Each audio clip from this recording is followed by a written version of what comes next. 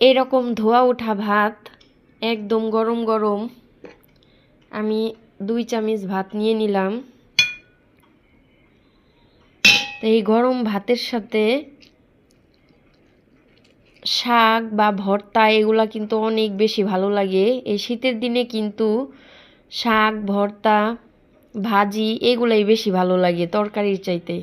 তো আমি বেশি করে এই যে শাকটা খাবো। আর হচ্ছে এই যে এইখানে ধনিয়া পাতা বাটা, এই বাটাবাটি তারপরে হচ্ছে শাক ভাজি ভুজি এগুলা দিয়ে খাইতে কিন্তু অনেক বেশি ভালো লাগে।